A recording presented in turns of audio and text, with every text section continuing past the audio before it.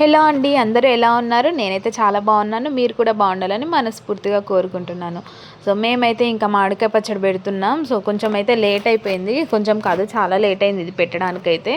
Already ఇంకా వర్షాకాలం వచ్చేసింది. మ్యాక్సిమం అందరు ఎండాకాలంలోనే పెట్టుకుంటారు. కాకపోతే ఇంకా మేమైతే కొంచెం కాయలు లేవని చెప్పి ఇప్పుడు పెట్టాల్సి వచ్చింది.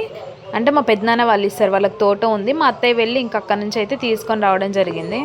ఇందులో వచ్చేసి మెంతులు, జీలకర్ర, ఆవాలు ఆ 3 కొంచెం మంచిగా వేయించి దోరగా మిక్సీ పట్టి మెత్తగా పొడి చేసి అందులో కొంచెం వెల్లుల్లి వేసి ఇంకా మిక్సీ పట్టి చూసారు కదా వీడియోలో కనిపిస్తుంది.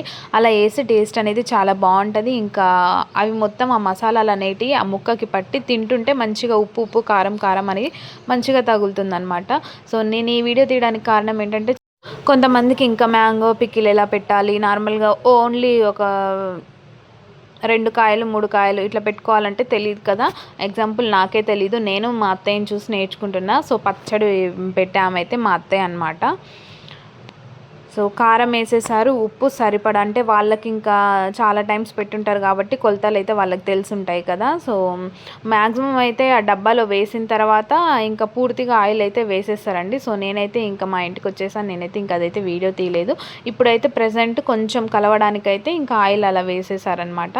సో ఇది మొత్తం తీసేసి బకెట్లో ఉంచేసి ఆయిల్ మొత్తం ముక్క మొత్తం మునిగేదాకా ఉంచేసి ఇంకా 3 డేస్ తర్వాత ఉప్పు చూస్తారనమాట. కానీ టేస్ట్ మాత్రం హైలైట్ ఉంది.